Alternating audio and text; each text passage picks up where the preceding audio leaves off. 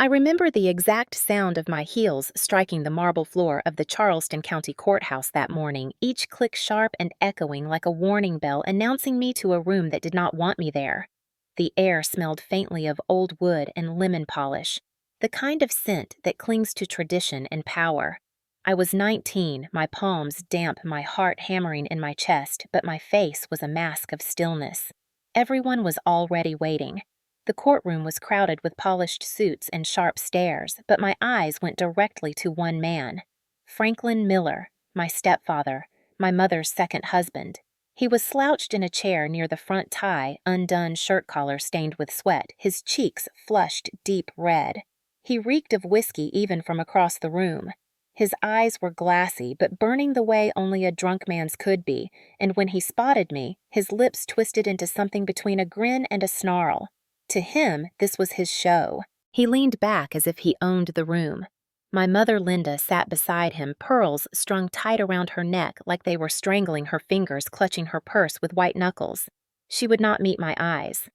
On her other side lounged Jason Frank's son from his first marriage, sunglasses shoved carelessly on his head, grinning like this was all just entertainment. The lawyer William Harper stood at the head of the long table papers arranged neatly in front of him.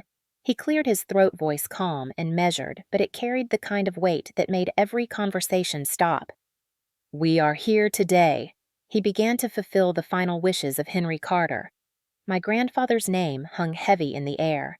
Henry Carter, billionaire, builder of empires. A man whose presence had always filled every room and whose absence now felt like a cavern in my chest. The silence was sharp enough to cut. My pulse was loud in my ears. Harper unfolded the first page and read aloud the small allocations to Jason, a cabin and an old guitar. To Linda and Frank, a grandfather clock and a token charitable donation. Their faces twisted in outrage, their whispers slicing through the courtroom like static. Then Harper looked up and his eyes found mine. His tone shifted. And to Emily Carter, he said slowly, he leaves his financial estate totaling $50 million. For a moment, time froze. The fluorescent lights hummed, the shuffling of papers stilled, and even my own breath caught in my throat. The words struck the room like thunder. 50 million! My stepfather's face went from flushed red to a violent shade of purple. His jaw clenched, his chair screeched back against the floor as he shot up, pointing at me with a trembling finger. "No!" he spat, voice cracking. "This is a lie. This girl does not deserve a cent." He lurched forward, the smell of alcohol preceding him like smoke before fire. His voice grew louder. "She walked away from this family, she defied me, and now she thinks she can waltz in here and take everything." He was shouting so hard the veins in his neck bulged. The judge tried to bang for order, but Frank was already moving. He stumbled toward Harper, grabbed the papers off the table, and then swung toward me. My chair scraped backward against the polished wood as he towered over me, his breath hot and sour. The room gasped. My mother's voice cut through the chaos, sharp and cold. "This is what you get for turning against us." And then it happened. Frank's fist came down with drunken rage, striking my cheek, snapping my head sideways. Pain exploded across my face, white and sharp, and I tasted iron. A collective gasp rippled through the courtroom. I heard someone shout the judge barking again for order, but the world tunneled into that one moment, the sting of the blow, the ringing in my ears, the metallic taste filling my mouth. He snatched the envelope out of Harper's hand, the one holding the check, his grip so tight the paper bent under his fingers. He tore it open with savage jerks, pulled out the crisp rectangle, and held it high above his head. 50 million, he bellowed, spit flying. "Over my dead body." He fumbled into his pocket and pulled out a silver lighter, the click echoing like a gunshot in the stunned silence. My eyes locked on the flame as it hissed alive. He pressed it against the corner of the check, and the paper curled instantly, black veins racing outward, consuming the promise of a fortune. The smell of burning ink filled the air. People shouted. William Harper tried to reach across the table, but Frank jerked his arm away, eyes wild with victory. "This money does not belong to her," he roared. "She abandoned us. She abandoned this family." My mother leaned back, a smile twisting her lips. "Burn it all," she urged, her voice low but cutting. "Let her see what happens when she betrays her blood." Jason chuckled darkly from his seat as if this was the finest show he had ever watched. I stayed still. My cheek throbbed. My mouth stung, but I did not cry. I did not beg. I lifted my hand, wiped the trace of blood from the corner of my lip, and sat up straighter. My heart thundered in my chest, but on my face there was only calm. And then, against all expectation, I smiled. A cold, steady smile that seemed to shock even them for a heartbeat. Frank slammed the charred remains into the glass ashtray on the table, his chest heaving, his rage unspent. Ash floated upward, curling in the stale air like dead snow. He leaned toward me, eyes bloodshot, voice hoarse. "Now we are even." I met his gaze without flinching. The silence that followed was unbearable for everyone but me, because I knew something none of them did. What he burned was not what he thought. They thought they had destroyed me. They thought the fire had erased my future. But as I sat there, my cheeks stinging the taste of blood on my tongue, I felt something entirely different rising inside me. Not fear, not despair. Triumph. Because the fire had not ended me. It had only revealed who I truly was. When I was 12, the world still felt safe, or at least it did when I was with my grandfather, Henry Carter. I remember afternoons at the Charleston waterfront, the salty breeze carrying the sound of gulls and the slow churn of the harbor ferries. He would take me for long walks along the Battery, pointing at the rows of grand old houses that had stood for centuries and telling me that strength was not just about what you build, but about what you endure. Back then, I believed him completely. My father, Robert Carter, had already been gone by then. He was killed in a sudden car accident on I-26 when I was only 10. One moment, I had a father who carried me on his shoulders, who laughed with me on Saturdays at the farmer's market, and the next moment, there was only silence and a folded flag. My mother, Linda, changed after that. She was younger than my father by several years, and grief hollowed her in ways I did not understand.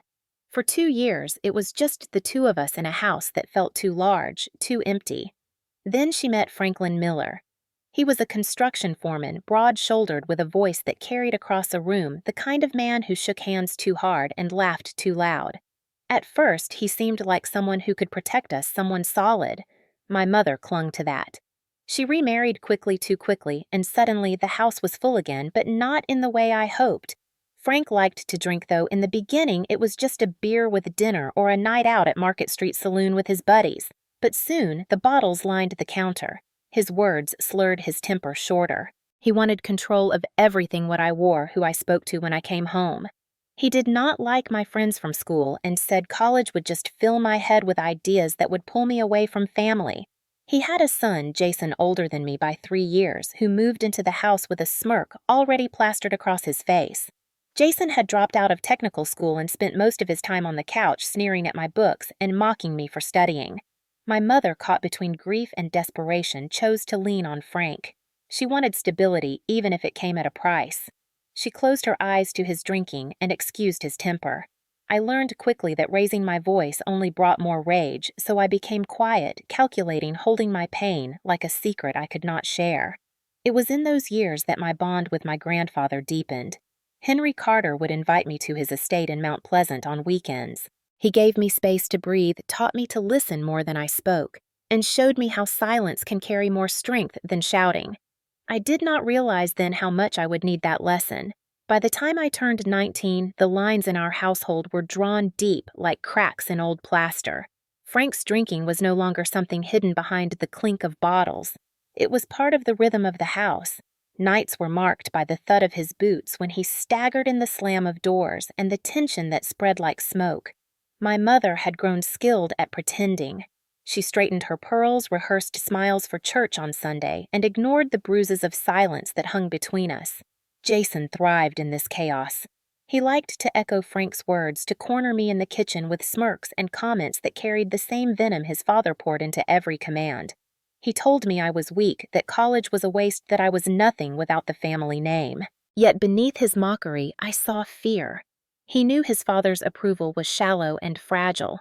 I carried myself differently because of my grandfather. He had insisted I apply to the College of Charleston, not just to learn, but to stand on my own 2 feet. He had pressed tuition checks into my hand himself, saying, "Your future is not theirs to decide." That promise lit something inside me, even when Frank tried to snuff it out. He forbade me from late nights at the library, demanded I skip classes to attend family dinners, and once stood outside my lecture hall shouting until I followed him home. Each attempt to cage me only sharpened my resolve. Charleston itself came my quiet ally. The narrow streets, the moss-draped oaks, the waterfront paths where I could breathe reminded me there was more beyond the walls of Frank's control. At MUSC Health, Charleston, where my grandfather spent his last days, I sat beside him and held his hand as machines hummed around us. His grip, though frail, carried weight. "They will try to own you," he whispered, "but you must not let them." Silence. "Emily, silence will be your weapon." I did not understand then why he placed so much faith in me. I only knew that with him I felt safe, seeing something I never felt at home. When he passed, the house became unbearable. Frank strutted through the halls like a king awaiting his crown, convinced the inheritance would land in his lap. My mother spoke of trips they would take, the new house they would buy, the life they would finally deserve. Jason bragged about the car he would order the moment the money was his. They all looked at me as if I were already erased. But in the quiet of my own room, I remembered my grandfather's words. Silence was not surrender. It was preparation. And when the day came to read the will, I walked into that courthouse with my heart heavy, but my mind steady, ready to face the storm that was waiting. The morning my grandfather passed away, Charleston was drenched in heavy rain. The sky pressed low gray and swollen, and the streets shimmered with puddles that reflected the old brick facades of King Street. I had spent the night at MUSC Health Charleston, curled in a stiff chair beside his bed. His breathing had grown shallow, each inhale rattling like fragile glass about to break. When the machines finally stilled and the room went quiet, a part of me went silent too. My mother arrived late, her perfume overpowering the sterile hospital air, Frank lumbering in behind her with whiskey already on his breath. He stood at the foot of the bed, hands shoved in his pockets, his voice thick with impatience. "So this is it. About time." My stomach turned. My mother pressed her hand to her pearls as though the gesture might summon tears she did not feel. Jason hovered near the doorway, yawning, scrolling his phone. I kept my hand in my grandfather's cold now, but still carrying the echo of his strength. His last words repeated in my head like a mantra. "They will try to own you, Emily. Silence will be your weapon." The week after his funeral was unbearable. At dinner one evening, Frank slammed his glass down so hard the table rattled. "When that will is read, girl, you'll have nothing. You're just baggage. Dead weight." He glared at me across the table, his face flushed, veins at his temple throbbing. My mother's eyes darted nervously, but she said nothing. Jason smirked, stabbing his fork into his steak. "Don't worry, Dad. We'll take care of her once the money's in the right hands." I lowered my gaze, my fork untouched, choosing silence over battle. Inside, though, my chest was a storm. I wanted to scream, to shout that they would not win, but I remembered my grandfather's words. The more they pushed, the stronger my silence became. The day of the will reading arrived with the weight of inevitability. The Charleston County Courthouse loomed against a clear sky, its white columns stark in the sun. I walked up the steps alone, every stride measured my breath, steady though my stomach knotted. Inside, the corridor smelled of polished wood and dust, a blend of history and judgment. I could feel eyes on me as I entered the chamber. My mother sat upright, lips pressed thin, pearls coiled around her fingers. Jason leaned back lazily, smirk fixed like armor. And Frank, he sprawled in his chair, already restless, shifting like a man waiting for a fight. William Harper, ever calm, ever precise, stood at the front, the papers before him crisp and orderly. When he began, his voice carried like a bell. First he listed the small items, the cabin, the guitar, the heirlooms. Jason's grin faltered. My mother gasped, indignant, clutching Frank's arm. Frank barked out a bitter laugh, a joke he muttered too loud. "This is a damned joke!" Harper did not falter. His eyes met mine and his voice slowed. And to Emily Carter, he leaves his financial estate totaling $50 million. My heart skipped the words, striking me like lightning. The silence that followed was suffocating, broken only by Frank's sudden roar as he shot to his feet, the chair toppling backward with a crash. Frank's roar echoed off the high walls, startling even the judge. His eyes were bloodshot, his face twisted with fury, his body swaying slightly from the alcohol he had gulped before storming in. "This is a lie," he bellowed, pointing a shaking finger at me. "She does not deserve a dime. She walked out on us. She abandoned this family. $50 million over my dead body." My mother clutched his arm, pearls trembling in her grip. Her voice cracked with disbelief. Henry must have been manipulated. He would never give it all to her. Never. Jason laughed, a hollow, nervous sound that filled the silence. "Poor little Emily," he sneered. "Always playing the victim. And look, it finally paid off." He leaned back, arms crossed like this was just another theater performance, and he had the best seat. My pulse pounded in my ears, but I kept my chin high, my hands steady in my lap. Silence was my shield. Frank lunged forward, snatching the envelope Harper held, nearly tearing the lawyer's sleeve in the process. Harper's voice snapped sharp with authority. "Mr. Miller, that belongs to Emily." But Frank had already ripped the seal, his movements savage. He held up the check, his eyes wild, his breath ragged. $50 million. This is mine to destroy." His hand dove into his pocket and came out clutching the silver lighter he always carried. The click of the wheel rang out like a gunshot in the quiet. A hiss of flame appeared small but hungry, and in the next moment it kissed the edge of the check. The paper curled instantly, smoke rising in thin spirals. Gasps filled the room. My mother's lips curved into a smile, her voice dripping with satisfaction. "Burn it all. Let her see what happens when she spits on her blood." The flames spread veins of black, racing across the paper, consuming ink and promise alike. Ash drifted down into the crystal tray, tiny fragments of what could have changed everything. I could feel every gaze pressing against me, waiting for me to break, to scream, to collapse. My cheek still stung from the blow he had struck moments before, the metallic taste of blood lingering at the corner of my mouth. But I did not cry. I did not reach forward. I simply watched. I wiped the corner of my lip with a steady hand, then lifted my eyes to Frank. And I smiled. That small, deliberate smile seemed to rattle him for a heartbeat, his rage sputtering like the flame in his lighter. "Now we're even," he growled, slamming the charred remains into the tray chest, heaving. The room buzzed with disbelief, with whispers, with the scrape of chairs as people shifted uncomfortable. Jason's smirk widened. My mother's eyes gleamed with cold triumph, and Frank loomed over me, daring me to speak. I said nothing. Inside, though, my chest burned hotter than the fire he had just unleashed, because I knew something none of them did. What he burned was not what mattered. The true inheritance, the one my grandfather had trusted me with, was already far beyond their reach. 2 months before the will reading before the courthouse and the fire, my grandfather called me to his estate in Mount Pleasant. It was a crisp October afternoon, the marsh grass golden in the late sun, the breeze carrying the smell of salt and pine. The house itself had stood for generations, white columns rising against the sky, shutters painted a deep green, the kind of home that seemed untouchable by time. I drove there alone, hands tight on the steering wheel, nerves crawling beneath my skin. He had not sounded weak on the phone, but there was a strain in his voice, a heaviness that made my chest ache. When I arrived, he was waiting for me on the wide porch, wrapped in a cardigan, his silver hair brushed back, eyes sharp despite the lines of fatigue etched across his face. He opened his arms, and I fell into them like a child breathing in the scent of cedar that always clung to him. Inside, the house smelled of lemon polish and old leather, the same as it always had.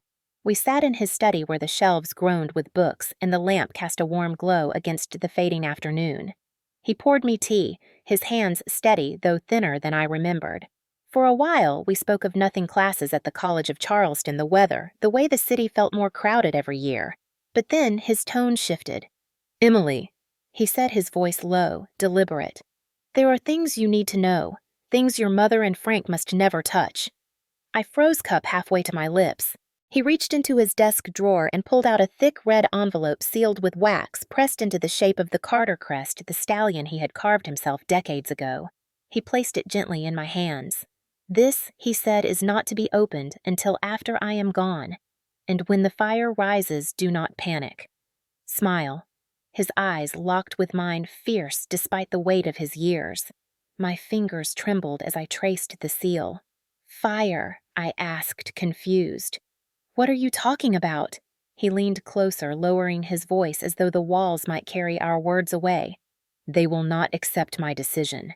Your mother, Frank, Jason, they are bound by greed. They will try to destroy what they cannot control. They will tear it apart, burn it, laugh in your face.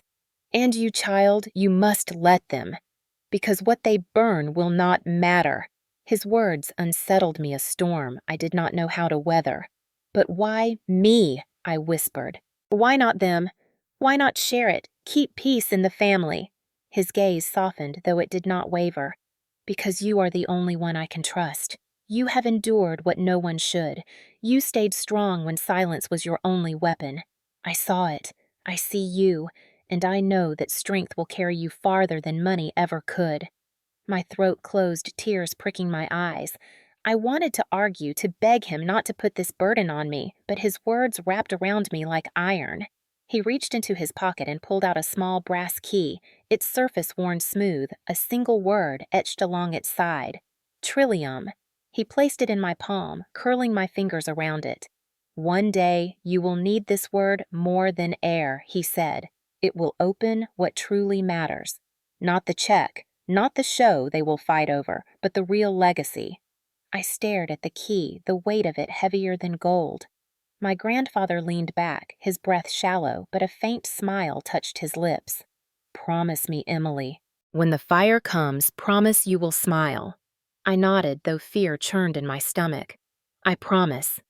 And though I did not understand then, I would come to realize those words were the most important I would ever speak. I left Mount Pleasant that evening with the red envelope pressed against my chest, the key in my pocket, and my grandfather's words echoing louder than the gulls crying above the marsh. The drive back across the Ravenel Bridge felt unreal, the city lights stretching before me like a world I no longer belonged to. I told no one where I had been, not even my closest friend at school. The envelope stayed hidden under the loose board in my closet, its wax seal untouched, but the knowledge of it pulsed like a heartbeat beneath everything I did. In the weeks that followed, Frank's drinking worsened. He strutted around the house as though he already wore a crown, his voice booming about the things he would buy once Henry's estate passed to Linda. A boat he barked one night, slamming his empty glass on the counter. A house on Sullivan's Island. Finally, my due. My mother nodded, smiling faintly, though her eyes darted nervously when his words slurred into threats. Jason chimed in with plans of his own, bragging about the sports car he would order, the trips he would take. They spoke as if the money was already theirs, as if my grandfather's legacy had been carved into their names. No one spoke of me. To them, I was invisible, a shadow in the corner, a burden they assumed would vanish when the ink dried. I stayed silent, carrying my grandfather's warning like a shield. Every time Frank lashed out, every time Jason sneered, I remembered his command, "Do not panic, smile." The night before the will reading, I sat cross-legged on my bed with the envelope in front of me. My hands shook as I picked it up, tracing the crest, my heart pounding. The house was quiet. Frank snoring down the hall. Jason's music muffled through the walls. I broke the seal with trembling fingers. Inside was not a check, but a letter handwritten in my grandfather's looping script. Each stroke deliberate despite the tremor in his hand. "Emily," it began. "If you are reading this, then I am gone. The check you will be handed at the will reading is not the real gift. It is bait. They will destroy it as I know they cannot resist. Let them. They must feel they have won.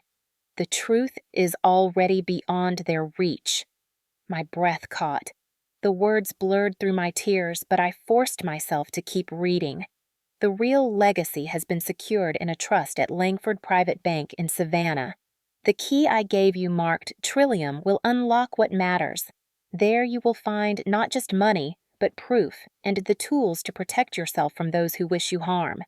When the fire rises, smile. That will be your victory." My hands shook so hard, the paper rustled. I pressed it against my chest, the ink smudging against my skin.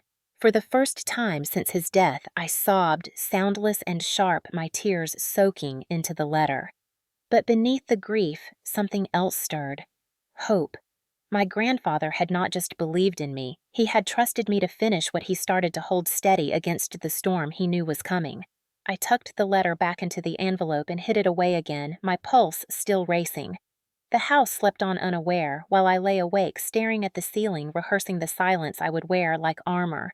When morning came, I dressed with deliberate calm. I pinned my hair back, smoothed my blouse, and slipped the brass key into my coat pocket, where it pressed warm against my skin. My reflection in the mirror looked the same, but I knew better. I was no longer the quiet girl Frank could control, nor the invisible shadow Jason mocked. I was the granddaughter of Henry Carter, the only one he trusted. And when the fire came, I would not flinch. The courthouse was still buzzing when I walked out into the late afternoon light.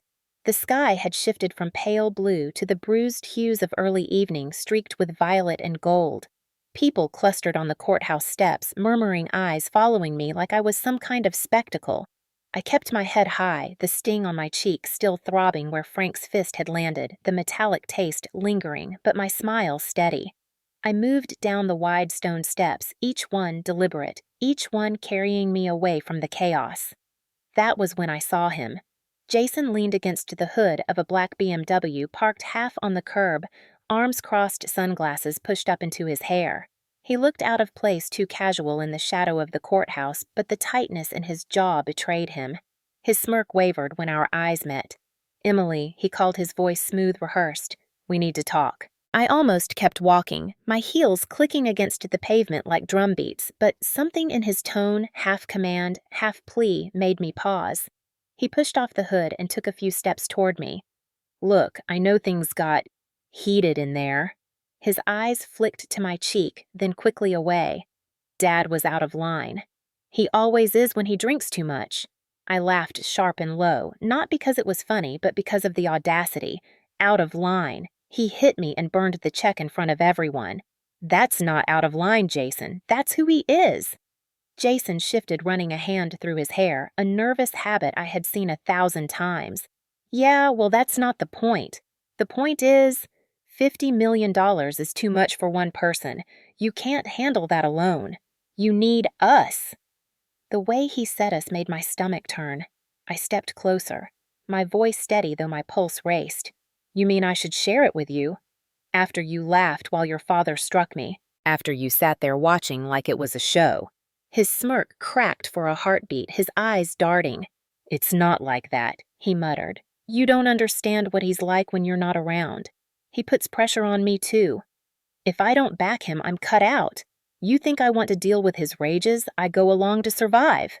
The words were fast defensive, like he was finally pulling back the curtain on his own fear. But I didn't soften. I couldn't. "You had a choice," I said quietly, each word deliberate. "And you chose your side. You smiled while he destroyed what you thought was my future. That's not survival, Jason. That's betrayal." He swallowed his Adam's apple, bobbing his voice thinner now. "I didn't think Grandpa would actually give it all to you. None of us did. You're just a kid. Why would he trust you with everything?" I held his gaze unblinking. "Because he saw something in me he never saw in you." The words cut deeper than I intended, but I didn't regret them. Jason flinched, his shoulders tightening, his swagger draining like water through a sieve. He opened his mouth, but nothing came out. For the first time, his silence was louder than his mockery. The street around us was alive with the hum of cars, the faint sound of a dog barking down the block, the chatter of strangers passing by. But in that moment, it felt like the world had narrowed to just the two of us. Jason's eyes flicked nervously toward the courthouse doors, where people were still trickling out, but then he leaned closer, lowering his voice. "Emily, listen, we can make this work. Split it with me, just me. You don't need Mom or Dad, they're too far gone. But I can help you. I can keep them off your back." His words came fast, desperate now, as though he knew the ground was slipping out from under him. I tilted my head, studying him. The same brother who had laughed when Frank hit me, who had sat with arms crossed while my mother urged the fire on, now trying to bargain with me like a salesman. I let the silence hang heavy between us until his composure began to fray. "You really think I'm alone in this?" I finally asked, my voice soft calm. His brow furrowed. "What's that supposed to mean?" I stepped close enough to see the faint tremor in his hand where it rested against the hood of the car. "It means Grandpa saw through all of you. He knew exactly how predictable you would be. He prepared me for this. He gave me more than money. He gave me proof." Jason's face blanched, the color draining as quickly as the confidence. Proof of what? His voice cracked thin and uncertain. I did not answer. Instead, I let the question linger unanswered, a blade hanging above him. His mask slipped further, desperation leaking through. "Emily, please. You don't know what Dad is capable of. If you push him, he'll destroy you. He'll drag Mom down with him. You think this is over? It's not. He'll come after you again, and you know he will." I paused, my hand on the strap of my bag, the weight of the brass key in my pocket, a steady reminder of the truth I carried. I turned back to him, my smile thin, sharp as glass. "Let him try." Jason stared at me stunned, as though he no longer recognized the girl who had once been silent at every family dinner, the girl who had once bowed her head to avoid conflict. He opened his mouth again, but no words came. For once, Jason Miller was speechless. I left him standing there by the BMW, the city lights beginning to flicker on his shoulders, hunched, his bravado gone.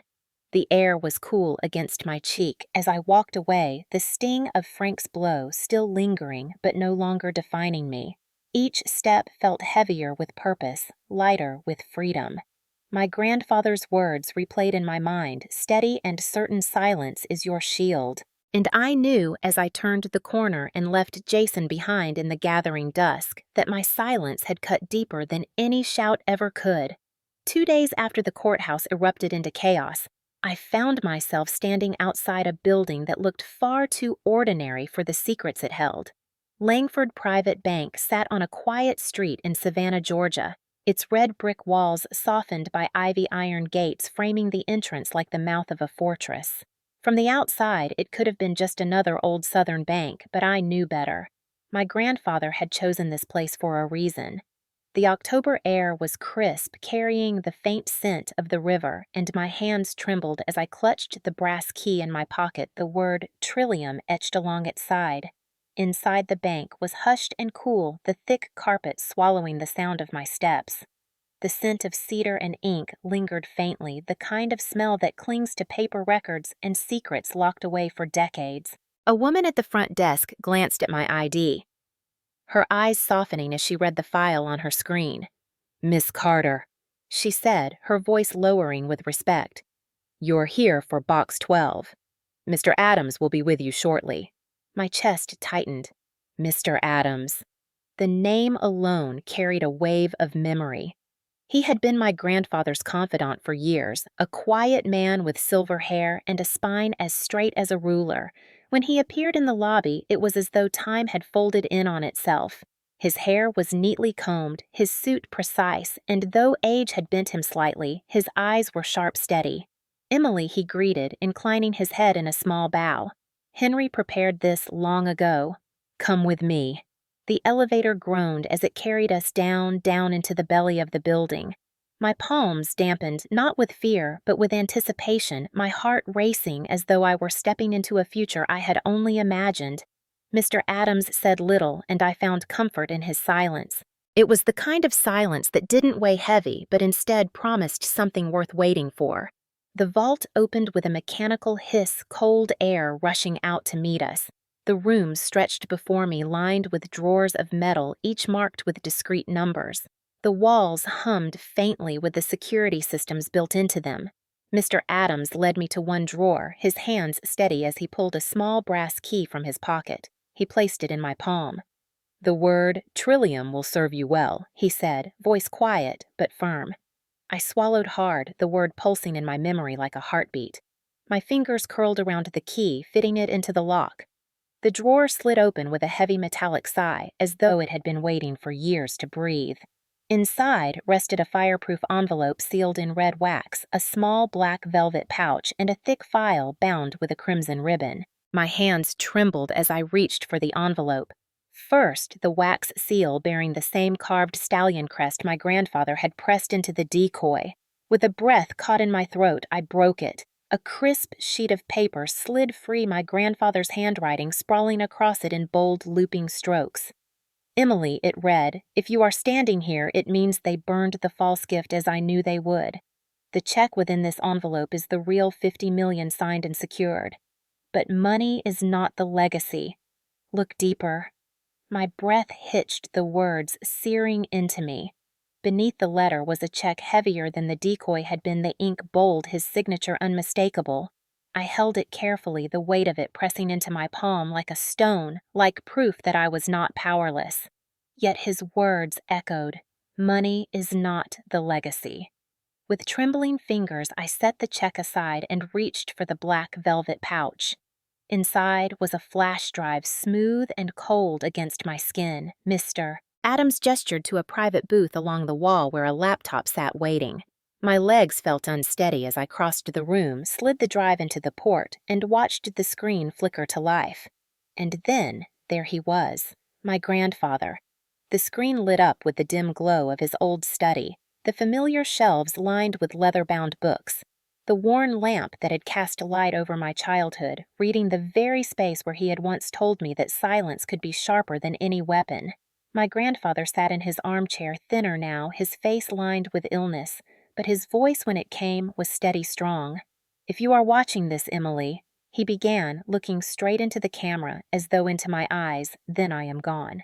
And if I am right, they have already shown you what they are capable of. My chest tightened, my throat closing, but I could not look away. You must understand, he continued. This legacy is not about wealth alone. Money can be squandered, stolen, destroyed. What I leave you is more than that. It is power-proof and the means to survive those who would rather see you erased than see you strong. His words carried a weight that pressed down on me heavier than the check in my pocket. He leaned forward slightly, his eyes burning even as his body failed him. Franklin is poison. He will rage. He will strike. He will destroy what he can hold in his hands. Linda will follow him because fear is easier than courage. Jason will sneer, will bargain, will falter when pressed. Let them. Their actions will reveal them more than any words I could write. You must not panic when the fire rises. Smile. That smile will be your victory. I pressed a hand over my mouth, trying to steady the sob rising in my throat. The video flickered for a moment as he shifted, then he lifted a folder from the side table bound in crimson ribbon. In this file are records of their debts, their schemes, their coercion. Signed letters, recordings enough to expose them should they try to contest what I have left you. Use it wisely. Justice must not only be seen, it must be undeniable. He set the folder down, his hand trembling but his gaze unwavering. You are not the girl they think you are. You are my heir, not because of the money, but because you endured. You stayed silent when they wanted to break you.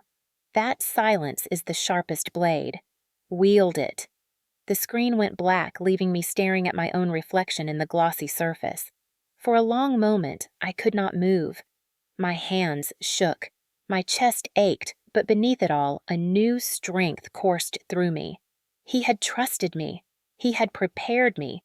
He had seen me when no one else had. I turned to the thick file resting in the drawer. My fingers fumbled as I untied the ribbon spreading the documents across the table. There were bank statements, letters between my mother and Frank pressuring Henry for money notes Jason had signed, guaranteeing debts to lenders in his father's name. Each page was a piece of a puzzle that painted the truth they had not only expected to inherit, they had tried to force it. Mr. Adams stood quietly to the side, watching but not intruding. His presence was like a pillar, silent but steady. I gathered the papers, the flash drive, and the real check, tucking them carefully into my bag. When I stood, my legs were weak, but my spine was straight. Mr. Adams nodded once approval in his eyes. He was right to trust you, he said simply. The elevator carried us back to the surface. the weight of the vault heavy behind us, but the weight on my shoulders lighter than it had been in years. When I stepped out into the fading savannah light, the sky brushed with streaks of pink and orange, I felt the world had shifted. The fight was not over, but I no longer walked into it unarmed. I carried with me not just wealth, but truth. And truth, my grandfather had taught me, could burn brighter than any fire Frank could conjure. The Charleston County Courthouse loomed larger than ever when I returned the columns stark white against a sky thick with the heavy gray of an oncoming storm. Reporters clustered near the steps, their cameras flashing, their voices buzzing with questions I ignored. I climbed the stairs slowly, each step measured the weight of my bag steady on my shoulder. Inside, the air was tense, buzzing with the kind of anticipation that coils before a storm breaks. I could feel eyes following me as I entered the chamber. On one side sat Frank and Linda, their lawyer, young, slick, arrogant, flipping through a thick binder with the confidence of a man who believed the outcome was already his. Frank looked rumpled, his navy blazer wrinkled at the sleeves, his eyes bloodshot but burning. Linda wore her pearls gleaming defiantly against her throat, her lips twisted into a faint smirk. Jason sat behind them, tapping his foot, his eyes darting nervously, his bravado cracking at the edges. On the other side of the aisle, I sat beside Sylvia Orton, the lawyer my grandfather had chosen before his death. She was older, her silver hair swept back into a neat twist, her presence radiating quiet command. She set a hand lightly on my arm as I settled into my seat, her eyes steady. "Stay calm," she murmured. "We have the truth. That is stronger than their noise." The gavel struck once, sharp as a gunshot. Judge Mary Kinley entered, her robes flowing as she took her seat, her gaze scanning the room with the sharpness of someone who had seen every kind of cruelty laid bare in this chamber. "We are here today regarding the estate of Henry Carter," she announced, her voice carrying the kind of weight that silenced every whisper. "Let us proceed." The opposing lawyer rose first, his tone smooth, rehearsed. "Your Honor, the most recent legitimate will leaves the majority of assets to my clients, Mr. and Mrs. Miller. Any suggestion otherwise is based on fraudulent documents likely forged after Mr. Carter's passing. We ask that the court recognize the clear validity of our claim." His words flowed quickly, confidently, like a salesman closing a deal. Frank leaned back in his chair, smirking, his arm draped over the back, as though he had already won. Linda's lips curved upward, the faintest shadow of triumph flickering in her eyes. Jason shifted forward as though eager to hear the gavel fall in their favor. For a moment, the silence stretched suffocating. Then Sylvia rose. Her movements were deliberate, unhurried, as if every second belonged to her. She placed her hands lightly on the table before her, then lifted her gaze to the judge.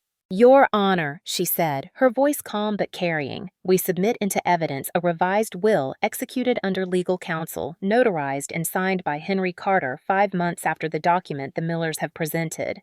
Gasps rippled through the courtroom. Frank slammed his hand on the table, his voice rising in a roar. "Lies! This is all lies! Order!" Judge Kinley barked, her gavel striking again. Sylvia continued without flinching. "Additionally, Your Honor, we have correspondence documenting repeated pressure placed upon Mr. Carter by the Millers in attempts to coerce him into altering his estate. These letters, signed by both Franklin and Linda Miller, threatened to cut off contact should he not comply with their demands." Murmurs filled the chamber, the weight of the words settling like stones. Linda paled, her hand flying to her pearls, twisting them so hard I thought they might snap. Jason's eyes widened, his smirk gone, replaced by something close to panic. Frank's face darkened, his jaw clenched, but his eyes darted, betraying cracks in the mask of rage. Sylvia tapped the screen on her tablet, and the monitor at the front of the courtroom flickered to life. And then my grandfather's face appeared. The screen glowed with the dim light of my grandfather's hospice room. He looked thinner, frailer, his skin pale against the white sheets, but his eyes burned with the same fire I had always known. His voice, though quiet, filled the courtroom with a clarity that cut through every breath. "If you are watching this," he began, "then it means exactly what I feared has come to pass. They pressured me to sign a will I did not want. I corrected it. My true heir is my granddaughter, Emily Carter. No coercion, no doubt. This was my decision. The silence that followed was absolute, so heavy it seemed to press against the walls. My mother gasped, her hand trembling at her throat. Jason's head dropped into his hands, his foot tapping wildly against the floor. Frank shot to his feet, his face red spit flying from his lips as he shouted, "Forgery! This is a forgery! That video could be anything!" Judge Kinley's gavel cracked down once, twice. "Sit down, Mr. Miller. You will not disrupt these proceedings again." He dropped back into his seat, chest heaving, his fists clenched against the table. Sylvia let the silence hang for a beat before she spoke again, her tone precise, cutting. "Your Honor, along with this testimony, we also submit bank statements, letters, and sworn testimony from Mr. Adams of Langford Private Bank, who personally secured Mr. Carter's trust in accordance with his instructions." She lifted the crimson-bound file, placing it carefully on the evidence table. Every action taken was deliberate, legal, and documented. The attempt to claim otherwise is nothing more than desperation. The opposing lawyer scrambled, flipping through his binder, his earlier confidence drained. "Your Honor, this is circumstantial. Mr. Carter was in declining health. He may have been confused. It is entirely possible." "Enough," Judge Kinley interrupted, her tone sharp, final. She turned her gaze toward my parents, her eyes narrowing as though she could see straight through the years of deceit layered over their faces. "I have seen greed," she said slowly, her words deliberate, heavy. "I have seen cruelty. Rarely have I seen both displayed so boldly, so shamelessly as I see before me now." My mother's lips parted as though she wanted to protest, but no sound came. Jason shifted uncomfortably, his shoulders curling inward as though trying to disappear into himself. Frank gripped the edge of the table, his knuckles white, his fury boiling just beneath the surface. The judge leaned back slightly, her expression unreadable for a moment that stretched like eternity. Then she struck her gavel once. "Emily Carter is affirmed as the sole heir of Henry Carter's estate. The assets shall be transferred accordingly. Furthermore, given the evidence of coercion and attempted tampering, I am issuing a freeze on the Millers' assets pending investigation." Gasps filled the courtroom, again, sharp intakes of breath as though the room itself had been struck. My mother let out a strangled cry, clutching her pearls as if they could save her. Jason's head hung lower, his shoulders shaking, though whether with anger or shame I could not tell. Frank erupted again, his voice raw. "You can't do this! You think you can just erase me! This isn't over!" Two bailiffs moved swiftly to his side, their hands firm on his arms as they pulled him back. Judge Kinley's voice cracked like thunder. "Sit down, Robert Franklin Miller. You are finished here." The gavel struck again, final and thunderous. Court is adjourned. The chamber erupted in noise, reporters scrambling, voices rising, chairs scraping, but I sat still, my hands folded neatly in my lap, my chest rising and falling in steady rhythm. For the first time, I felt untouchable.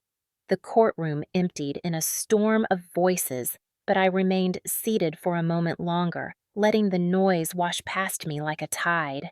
My hands rested steady on the table, though my heart thundered in my chest. Across the aisle, my parents sat frozen. My mother's pearls hung crooked against her collarbone, her face pale as chalk. Jason leaned forward, elbows on his knees, his head buried in his hands. Frank fought against the bailiffs with curses that filled the chamber, his voice hoarse with rage. For once, their fury did not shrink me. It did not make me small. It only confirmed what I had always known: they would destroy anything they could not control. And now, stripped of their power, they looked smaller than I had ever seen them. I rose, smoothing my blouse, my heels clicking against the marble floor as I stepped into the aisle. The cameras followed lenses, swiveling like eyes, capturing every move. Reporters surged forward the moment I cleared the doors. "Emily, do you have a statement? What do you say to your parents' accusations? Do you feel safe now?" Their microphones crowded close, their voices overlapping in a chorus that might once have overwhelmed me. I paused on the courthouse steps, the autumn wind tugging at my hair. For a moment, I closed my eyes, the echo of the gavel still ringing in my ears, the image of my grandfather's face steady in my mind. When I opened them again, I looked directly into the flashing lights. They already said everything when they set fire to the only love that ever saw me, I said calmly. I have nothing else to add. A murmur rippled through the crowd, pins scratching, cameras clicking. I turned and walked down the steps, each stride steady, unhurried. Behind me, I heard the shuffle of footsteps, the low growl of Frank's voice carried through the doors as he was led out in cuffs. "This isn't over," he barked again, but his words sounded hollow now, stripped of their former power. My mother stumbled beside him, her face streaked with tears, clutching at his sleeve as though still tethered to him. Jason trailed after them, silent, his gaze fixed on the ground. None of them looked victorious. They looked broken small. At the bottom of the steps, I inhaled deeply. The city hummed as it always had, cars honking, strangers rushing past, pigeons scattering from the sidewalks. But everything felt different, lighter. For years, I had carried the weight of their control, their cruelty pressing against me like chains. Today, the chains had cracked. I tightened my grip on my bag where the crimson-bound file, the flash drive, and the real check lay safe. But more than the papers, more than the money I carried, something far greater, his words. Silence is the sharpest blade. That silence had carried me through the fire, through the courtroom, through the storm of their hatred. And now it carried me out into freedom. As I turned onto the busy street, reporters still calling my name, I allowed myself a small private smile. For once, they had not won. Back in the quiet of my apartment, I sank into the armchair by the window, Charleston's evening skyline stretching before me in shades of gold and gray. I hadn't realized how loud everything had been until now. The courtroom, the shouts, the chaos, and beneath it all the tension I'd been carrying like a second skin. It was only here in silence that I could breathe fully. My fingers grazed the edge of the crimson folder resting on the side table. I hadn't let it out of my sight since the hearing ended. Its corners were slightly worn now, the ribbon fraying. It didn't look like much, but it was the reason truth had won. I leaned forward and opened it one last time, not out of doubt, but ritual. The papers were still there. My name typed clean and bold. Bank authorizations, video transcripts, statements from Mr. Adams and the attorneys Henry had trusted. The truth laid out in black and white. I ran my fingers over the envelope that had once held the fake check. It was brittle now, the faint scent of smoke clinging to it like a memory. That moment replayed again and again in my mind, the sound of flames curling, the gasp of the onlookers, Frank's fist smashing into my face. But oddly, it wasn't the pain I remembered most. It was the moment I smiled through the blood. That was when everything changed. That smile wasn't for them. It was for me, for Henry, for the plan he had entrusted to me, and for the version of myself I had never imagined I could become. I stood and crossed the room to the safe, tucked behind a framed photo of my father. It was the one thing Frank had never touched. I remembered the day it was installed back when I was 13. Henry had come by himself, surprising me after school with a pizza box and a key. "Don't ever let anyone tell you where to keep your secrets," he had said, ruffling my hair. "Not even your mother." I keyed in the code slowly, the keypad beeping softly with each press. Inside, folded neatly, were only 3 things: the scarf Henry gave me when I was 10, a small silver locket with my dad's photo inside, and a faded letter I had written myself the night Frank first hit me. I didn't open it. I didn't need to. I slid the new contents inside the USB, the final video, and the folder. As I closed the door, the lock clicked shut with a finality that felt deeper than metal. It was done. My phone buzzed on the kitchen counter. Messages poured in, news outlets, classmates, even professors reaching out to express support. I skipped through them all until I saw one from Mr. Adams. "He'd be proud of you, Emily. Very proud." That was the only one I responded to. I typed back, "I hope so," and then let the phone rest untouched. I brewed a cup of chamomile tea, Henry's favorite, and carried it back to the window. The city below buzzed on, unaware that something monumental had shifted in my world. I watched the lights blink across the Ravenel Bridge, tiny and distant but steady. For years, I had believed survival meant staying small, staying silent. I thought I had to endure quietly to preserve peace. But Henry had taught me that silence when chosen was not weakness. It was power, a tool, a blade, and now I had wielded it to cut through the lies that had wrapped themselves around me for years. The next morning, I walked through the front gate of Magnolia Cemetery, the wrought iron creaking faintly as I pushed it open. The sun filtered softly through the moss-draped oaks, casting long shadows over the headstones. I carried no flowers, no grand tribute, just a thermos of tea, the same kind Henry used to brew in the mornings before sunrise. I found his grave near the older section where time had weathered the stones and softened the names. His marker was simple but elegant granite polished smooth with only his name, birth and death years, and one line beneath it: "To be quiet is not to be blind." I sank onto the bench beside it and unscrewed the cap of the thermos, pouring a little into the lid. The scent alone was enough to make my chest tighten. We used to sit like this at his farm, watching the horses graze in the early mist. He'd always let the silence stretch long, never feeling the need to fill it like others did. I took a sip and stared at the name carved in stone. "I kept it safe," I whispered. "Even when they tried to burn everything, you trusted me and I did it." The wind stirred the Spanish moss overhead, and for a second I could almost hear him, his deep chuckle, the way he'd drawl out my name like it was part of some private joke. "You knew, didn't you? From the beginning, what they were, what I'd have to face." My voice broke there. For all the strength I had found in court, all the cold control I had held like armor, it cracked now. "It wasn't fair," I said lower now, barely more than breath. "You were the only one who didn't treat me like a piece on their board. You saw me, and I miss you so much it hurts." I wiped my cheek roughly, then set the tea lid down at the base of the headstone. "This was your fight too. You just had to leave before it ended." For a while I just sat there. Let the breeze dry my tears. Let the ache settle into something quieter. The graveyard was still save for the birds and the rustle of the trees. And in that stillness, I realized something. The story wasn't just about revenge. It wasn't even about inheritance. It was about taking back the voice that had been stolen from me slowly, year after year, until I almost forgot what it sounded like. Frank had tried to silence me with fists, Linda with guilt, Jason with manipulation. They had all mistaken silence for surrender, but Henry hadn't. He had seen it for what it truly was: a choice, a strategy. And when the moment came, I chose to speak. In the courtroom, in the evidence, in that simple line to the reporters, I spoke with truth, not anger. And that had struck harder than anything else ever could. I stood slowly brushing the grass from my coat and gave his grave one last look. "I'm going to live, Henry," I said, voice steadier now. Not in hiding, not under them. Really live. The wind rustled in response as if to answer.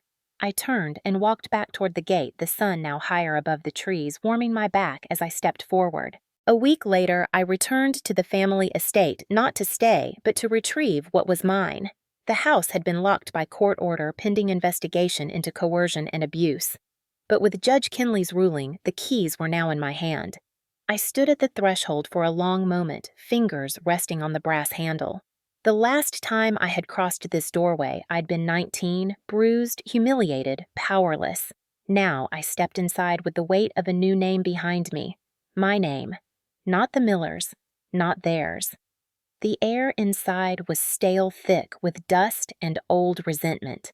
The furniture sat exactly as it always had, overbearing leather couches Frank had insisted on photos of Jason on every surface. Linda's crystal figurines lining the mantel like fragile guards. My footsteps echoed through the entryway. No voices rose to greet me. No insults, no threats. Just silence. I walked room by room, not out of sentimentality, but inventory. I was here to decide what stayed, what went, what was worth keeping. Most of it felt like debris from a storm I had already survived. In my old bedroom, I found the only thing that truly mattered: a small wooden box hidden beneath a loose floorboard. Inside it were drawings from my childhood old report cards, the birthday card my father had given me on my 10th birthday. I held it carefully, smoothing the faded envelope. For all the money they had burned, all the power they had tried to claim, this was the treasure they could never touch. Proof that I had existed before their darkness, that I had once been loved without conditions. I didn't cry. I didn't want to. Instead, I felt a kind of steel settle inside me. I had been forged in that house not by comfort, but by pressure. And now, I was walking out on my own terms. By the end of the afternoon, I locked the house behind me, left the keys with the court-appointed agent, and never looked back. I wasn't tied to that place anymore. Not to the bricks. Not to the bruises. Not to their version of my story. Back in my apartment, I pinned a single photo above my desk, one of me and Henry at the Mount Pleasant farm, sitting side by side on the porch swing.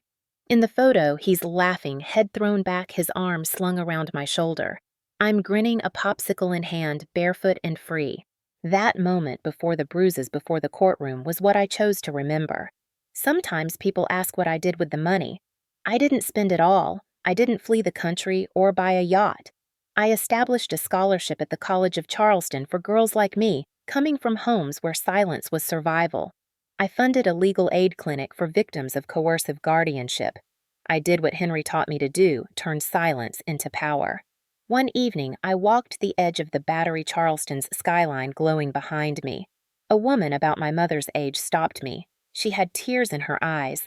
"You're the girl from the trial," she whispered. "My daughter. She watched every word. She finally left her boyfriend last week." That moment hit me harder than the gavel, harder than Frank's punch, because that was it, the full circle. The pain, the fire, the silence, the plan. It wasn't just for me. It was for every girl sitting quietly calculating risk with every breath. So if you're still watching my story, still holding your breath, let it out now. Breathe. You made it too. If you've made it this far, thank you. Really thank you. You sat through more than just a story. You lived through every bruise, every word unsaid, every flame that nearly consumed me. And if you're still watching, still holding on, I want to talk directly to you now. Not as the girl in the courtroom, not as the granddaughter who smiled through blood, but just as Emily. There's something nobody tells you when you grow up in a house like mine, when the rules shift like sand, when silence is the only thing that doesn't get you hurt. Nobody tells you how normal it starts to feel. You begin to measure your life in quiet calculations. If I don't speak at dinner, he won't get angry. If I take the blame, maybe she won't cry. If I hide my tears, maybe no one will notice how broken I am. And over time, you become an expert at disappearing. Not physically, but emotionally, spiritually. You shrink to survive. So let me ask you something. Have you ever felt that? Have you ever sat at a family table and wondered when the explosion would happen?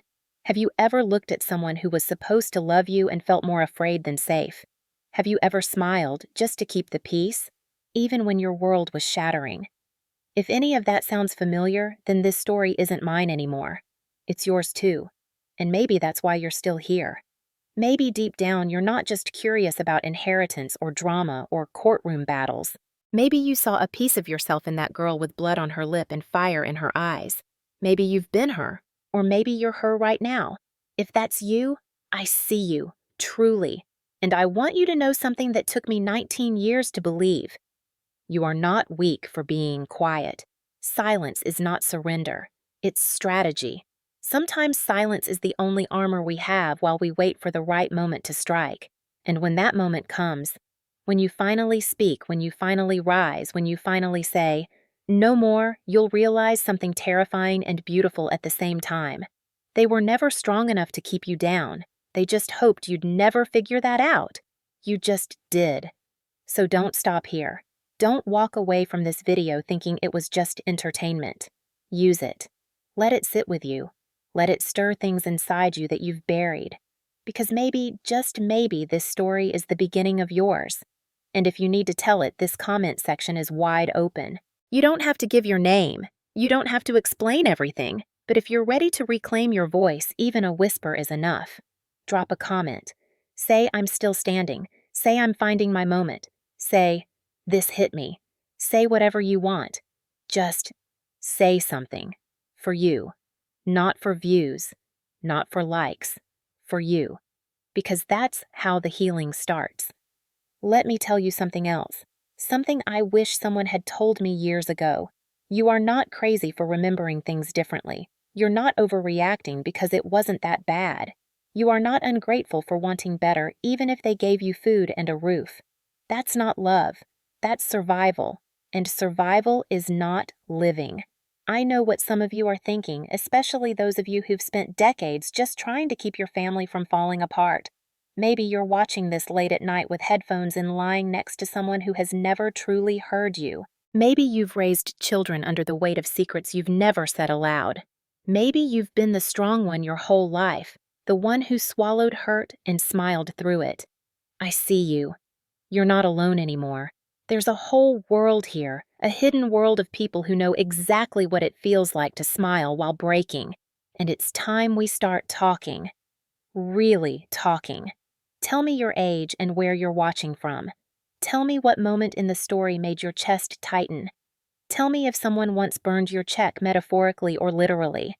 Tell me if someone ever told you you're too sensitive or that's just how families are or don't make a scene. Because let me be clear, you didn't deserve that. And if you're older now, maybe in your 50s, 60s, even 70s, it is not too late. Not too late to write a new chapter. Not too late to tell the truth. Not too late to stop the cycle so that your children or grandchildren or even strangers who hear your voice know that it's okay to walk away from what's broken. I know many of you grew up in a time where airing family pain was considered shameful, where silence was equated with loyalty, where respect was demanded not earned. But let me ask you this. What if speaking up is the greatest respect you can give to yourself? What if the truth is not the thing that breaks the family, but the thing that could have saved it? We lost Henry to illness, but we lost the rest of the family to silence, control, and pride. And no inheritance, no amount of money or property or family name could fix that. Only honesty could have. And it's not too late for you to choose honesty. Drop your city. Drop your age. Say, I'm breaking the cycle. Say, I see myself in this. Say, enough. Or if you can't speak yet, that's okay too. Just read the comments. You'll see that you are not the only one. That's why we built this channel. Not just for drama, not just for views, but because stories heal when they're told. And when one person tells the truth, it gives the next person permission to do the same. Like lighting a candle in the dark. So if this story lit something inside you, no matter how small, don't let it go out. Fan the flame. Use your voice. You've waited long enough. Now here's something most people don't expect me to say. I'm not angry anymore. I'm not even bitter. Not at Frank. Not at Linda. Not even at Jason. What they did was cruel. What they tried to destroy was real. But what I built from the ashes that belongs to me. And forgiveness, real forgiveness, isn't something I gave them. It's something I gave myself. That's what I want for you. Maybe they never apologized. Maybe they never will. Maybe you were waiting for them to acknowledge the pain to say I was wrong, to say I see you now. But let me ask you, how much longer will you wait? A year, a decade, until your life has passed you by and you're still waiting for permission to be free no more.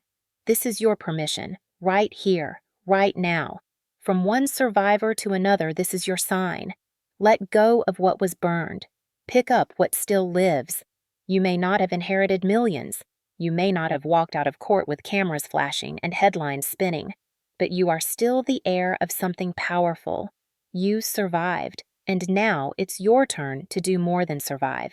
It's your turn to thrive, to speak, to heal, to protect those coming after you. There are young Emilys everywhere on your block, in your church, in your family, watching you wondering if it's safe to speak up. Be the reason they believe it is. Let your story be the warning. Let your peace be the proof. So here's my final ask. Don't scroll away when this video ends. Leave a mark. Type your city and time. Let's show just how many of us have walked this path. How many of us made it through. Type "Wah, made it." Type "I see you." Type "My silence ends today." You never know who's reading, whose life you might be changing with just that one line. And if you're someone who hasn't lived through this, but you've watched and listened and felt something shift, thank you. You are the reason these stories matter, because empathy can build bridges that pain alone never could. Lastly, please share this video with someone you think needs it: a friend, a sister, a coworker, a grown son, a neighbor down the street who always seemed quiet but flinches when loud voices rise. You never know whose fire is still burning just beneath the surface. And if you haven't already, subscribe, not for algorithms, not for trends, but because we're building something real here, a community, a place where stories like this aren't buried but brought into the light, where truth gets the last word. Thank you for listening. Thank you for staying. Thank you for choosing freedom. Your story isn't over, it's just beginning.